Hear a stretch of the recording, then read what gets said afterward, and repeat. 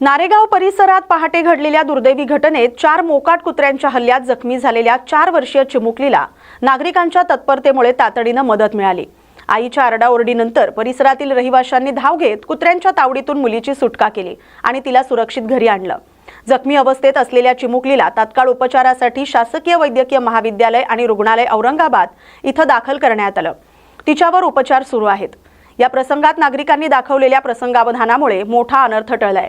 परिसरातील रहिवाशांनी एकजुटीने मदत करत मानवतेचं दर्शन घडवलं।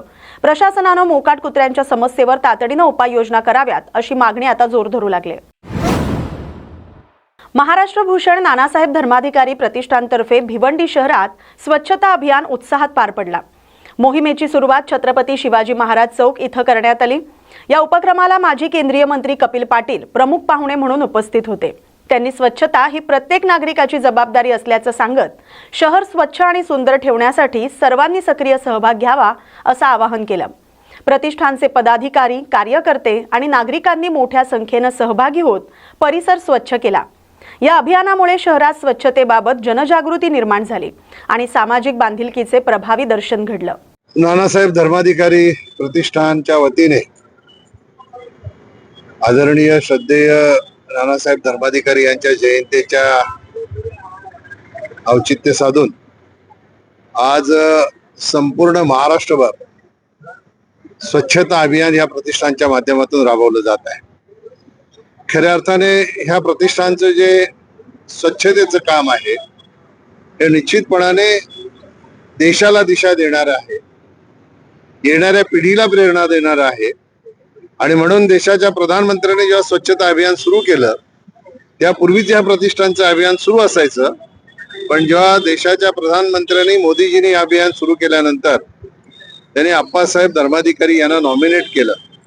त्या देशाच्या प्रधानमंत्र्यांना हे निश्चितपणाने माहीत आहे की महाराष्ट्रभर आप्पासाहेब धर्माधिकारी यांचे अनुयायी आहेत आणि समर्पण भावनेने ते सामाजिक सेवेमध्ये आपलं योगदान देत असतात।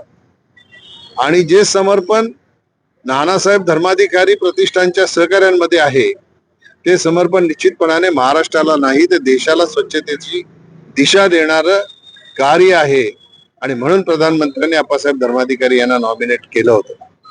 तोच धागा पकडून अनेक संस्था जरी काम करत असल्या तरी सगळ्यात उठून दिसणारी कामगिरी ही आप्पासाहेब धर्माधिकारी यांच्या अनुयायांची आहे असं म्हटलं तर चुकीचं ठरणार नाही। मी नेहमीच सांगतो की त्यांनी लावलेली ही स्वच्छतेची ज्योत आहे या देशातला सगळा कचऱ्याचा अंधकार नाहीसा करू शकणार नाही, पण देशातला सगळा काळोख जरी एकत्र आला तरी यांच्या स्वच्छतेचा जो प्रकाश आहे तो नाहीसा करू शकणार नाही। असं उल्लेखनीय कार्य नानासाहेब धर्माधिकारी प्रतिष्ठानच्या वतीने नेहमीच हे सहकार्य करत असतात। यांचं कौतुक करावं तेवढं थोडं आहे। फक्त स्वच्छताच नाही तर पर्यावरणासाठीही फार मोठ्या प्रमाणात योगदान या प्रतिष्ठानच्या माध्यमातून दिलं जाते। मला वाटतं कोटीने झाडं ह्या सगळ्या सहकार्याने लावून आपल्या देशातल्या पर्यावरणालाही चालना देण्याच्यासाठी त्यांनी कार्य केलेलं आहे। मी या स्वच्छता अभियानामध्ये सहभागी होण्याची मला संधी दिली नानासाहेब धर्माधिकारी प्रतिष्ठानच्या सहकार्याने, आम्हा सगळ्या सहकार्यांना संधी दिली। आम्ही स्वतःला भाग्यवान समजतो की त्यांचा हिस्सा बनून आम्हाला आज या स्वच्छता अभियानामध्ये सहभाग घेता आला। मी त्यांना धन्यवाद देतो आणि आवाहन करतो की नानासाहेब धर्माधिकारी प्रतिष्ठानच्या माध्यमातून हे स्वच्छता अभियान चालवलं जाते। ते आपल्याला सुरुवात करून देतात, पण त्याचं सातत्य ठेवणं ही आपली ही जबाबदारी आहे। ह्या त्यांच्या कामातून प्रेरणा घेऊन आपण ही या स्वच्छता अभियानाचं सातत्य कायम जर टिकवून ठेवलं तर आपला देश लवकरात लवकर स्वच्छ होईल आणि प्रधानमंत्र्यांनी जे स्वच्छ भारताचं स्वप्न पाहिलेलं आहे ते पूर्ण करण्यासाठी आपणही योगदान दिलं असं त्याचा अर्थ। किसान विद्या प्रसारक संस्था संचलित KVTR CBSE स्कूल शिरपूर इथं धुळे जिल्ह्यातील पहिली अत्याधुनिक एव्हिएशन अँड रोबोटिक्स लॅब सुरू करण्यात आली। या लॅबचं उद्घाटन उत्साहात पार पडलं। या निमित्त आयोजित एअर शो आणि विज्ञान प्रदर्शन कार्यक्रम विशेष आकर्षण ठरला।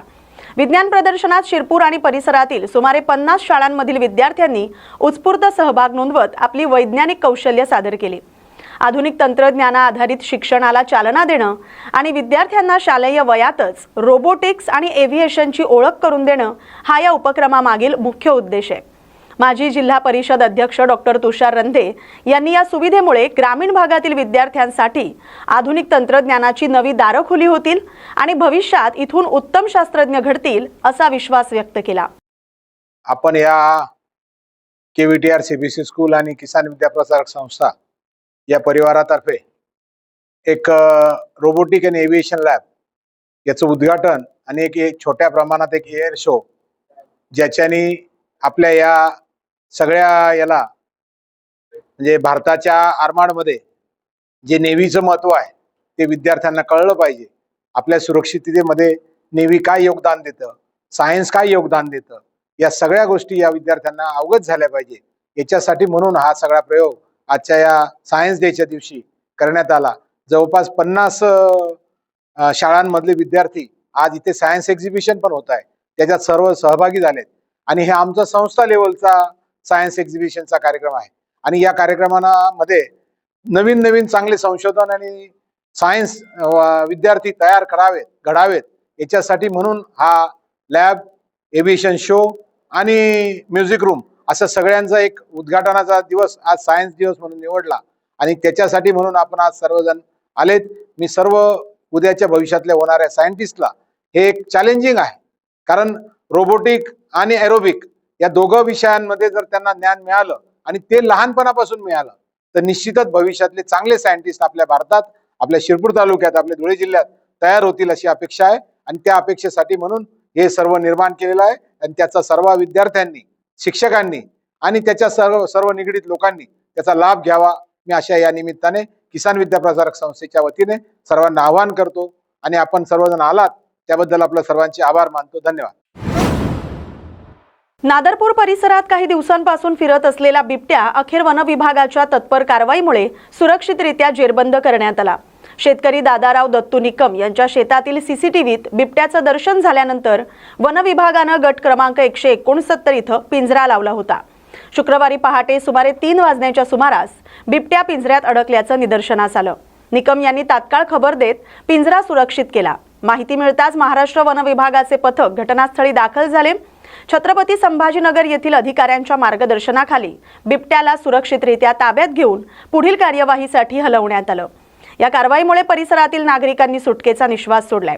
वन विभागाच्या दक्षतेचं कौतुक केलं जात आहे। दादाराव निकम नादरपूर शिवारात गट नंबर 179 मध्ये बिबट्या पकडण्यात आला।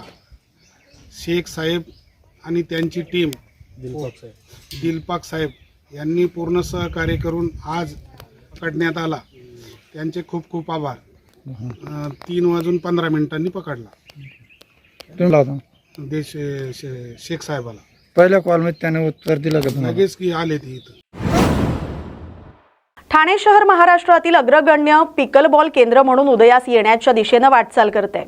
अमॅच्युअर पिकलबॉल असोसिएशन ऑफ ठाणेच्या अधिकृत स्थापनेनिमित्त आयोजित पत्रकार परिषदेत असोसिएशनच्या बोधचिन्हाचं अनावरण करण्यात आलं। कार्यक्रमात अरविंद प्रभू यांनी पिकलबॉल हा जगातील सर्वात वेगानं वाढणारा खेळ असून सर्व वयोगटांसाठी उपयुक्त असल्याचं सांगितलं। ठाण्यात 500 ते 1000 कोर्ट्स उभारण्याची क्षमता असल्याचं त्यांनी नमूद केलंय।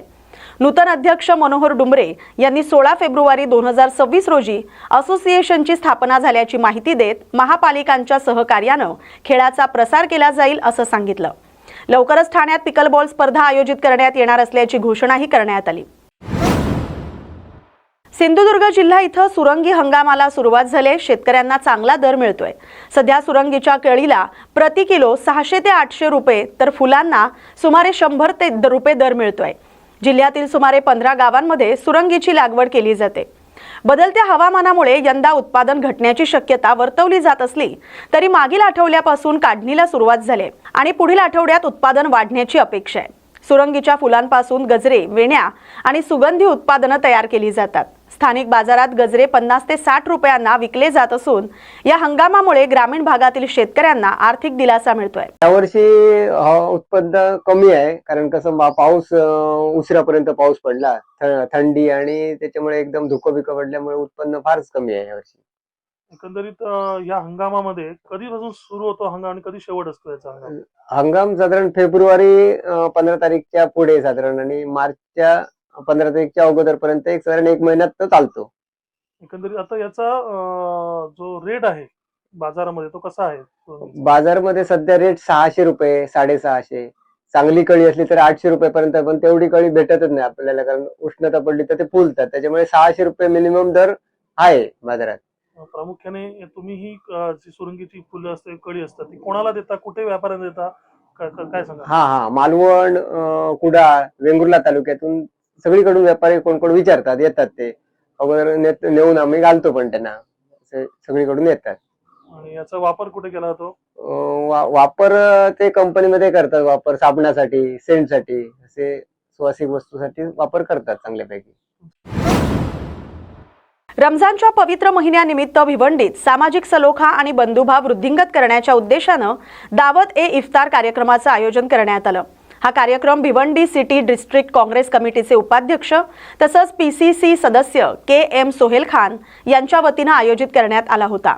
या इफ्तार कार्यक्रमाला रईस शेख, उपमहापौर तारिक मुमीन तसंच राष्ट्रवादी काँग्रेस शरद पवार गटाचे भिवंडी अध्यक्ष शोएब गुड्डू यांच्यासह पोलीस प्रशासनातील अधिकारी, नगरसेवक, पदाधिकारी आणि कार्यकर्ते मोठ्या संख्येने उपस्थित होते।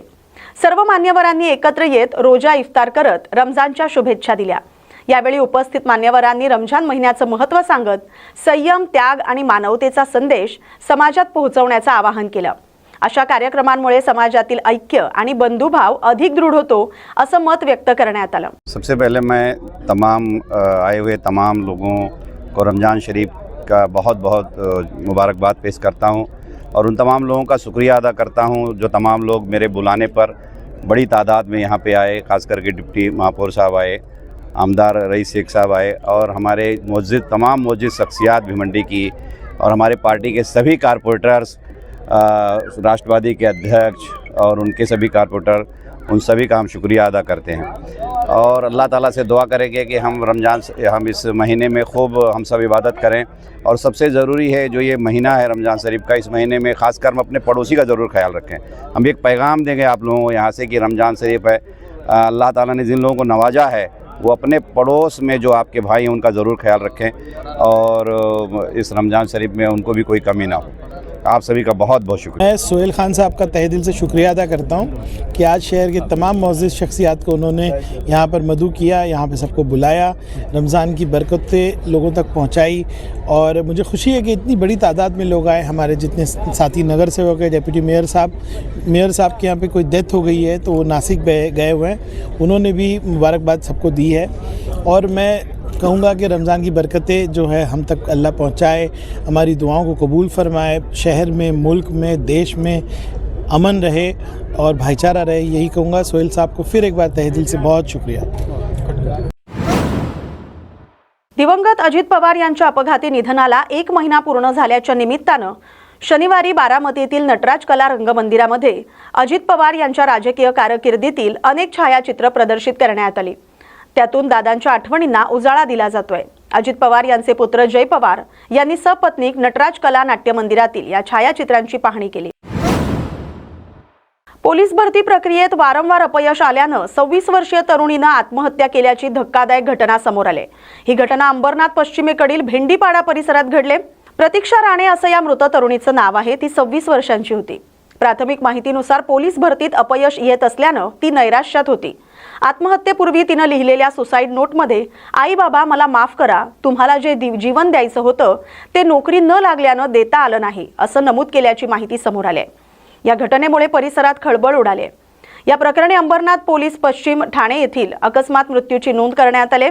पुढील तपास सुरू आहे। अंबरनाथमध्ये पोलीस ट्रेनिंग करणाऱ्या एका तरुणीने आत्महत्या केली, काय प्रकार? संबंधित प्रकार जो आहे तो अंबरनाथ पोलीस स्टेशन हद्दीत झालेला आहे। यामध्ये पोलीस भरतीमध्ये तिला फेल्युअर आल्यामुळे तिने आपली जीवनयात्रा संपवलेली आहे या संदर्भाने त्यांनी सुसाईड नोट तिथे घटनास्थळी आम्हाला मिळालेली आहे. त्यामध्ये कुणावरही संशय घेऊ नये किंवा काही त्यात गैरप्रकार नाही आणि स्वच्छेनेच जे आहे ती गोष्ट मी करत आहे असं त्या सुसाईड नोटमध्ये आढळून आलेलं आहे. त्यानुसार आपण ADR रजिस्टर केलेला आहे आणि पुढील तपास जो आहे तो अंबरनाथ पोलीस स्टेशनचे वरिष्ठ पोलीस निरीक्षक श्री सय्यद करत आहे. आई वडिलांसाठी काहीतरी त्यांनी भावनिक आव्हान केलं, त्याबद्दल जास्त आपण विस्तृत सांगता आपल्याला येणार नाही, परंतु आमच्या पोलीस स्टेशनला त्या संदर्भाने तपास सुरू आहे.